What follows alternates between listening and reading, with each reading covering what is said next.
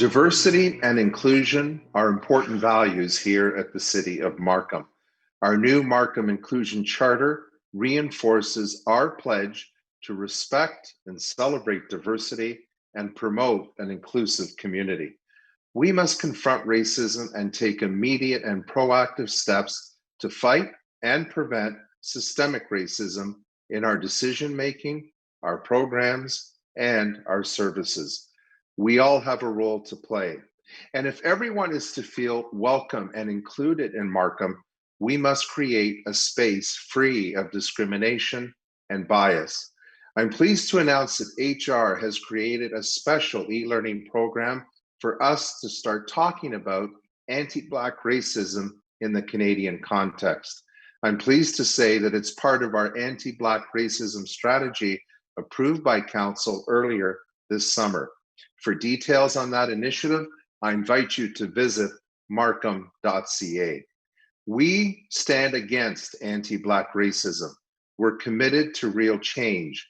Let's come together to create a new reality for the Black community and create an environment that is free of racism and full of respect for one another. Whatever your role at the City of Markham, it is your job to listen, to learn, and to act towards ending all forms of racism and discrimination. Next, Andy Taylor, our Chief Administrative Officer, will share some thoughts about the impact of racism in Markham and Canada. Thank you, Mayor. I just want to reiterate that we acknowledge that anti-Black racism exists at all levels of our society. Anti-Black racism can be a factor in limiting access to housing, education, health services, and employment opportunities. And by investing in anti-Black racism education, we are committed to remove barriers impacting Black Canadians. And as we update our strategic plan, Building Markham's Future Together, we will pay close attention on how racism and inequality affects communities in our city. And to share more about our plan to combat anti-Black racism, here are CLAUDIA STORTO, our City Solicitor and Director of Human Resources, and Mary Ann Chambers, our Special Advisor on Anti-Black Racism. Thank you, Andy. We know that racism violates human rights and dignity. We cannot ignore racist comments and acts in Markham. Our team is working hard to create change, both internally with staff and externally with our communities. Human Resources will present our first e-learning module called Let's Talk About Racism to staff at Council.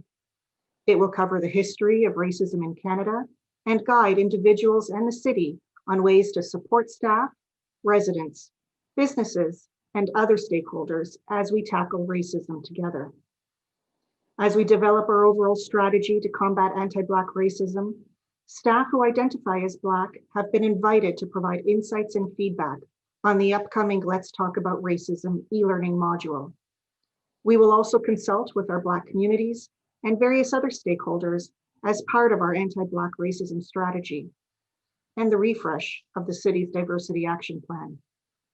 Ultimately, we hope to create opportunities for constructive dialogue and positive change. We are always open to hearing from you. Please let me know how we can listen, learn, and act to end racism at the City of Markham. Now I'd like to welcome our special advisor, Mary Ann Chambers, who will share some of her experiences, expertise, and thoughts. A very wise person once told me that it is not how others treat us, but rather how we treat others that defines us.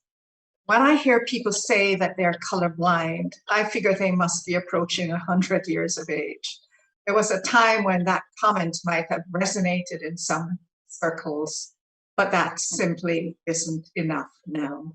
Say that one is not a racist is also not a meaningful position. Tell me you are opposed to racism, that you know racism is wrong.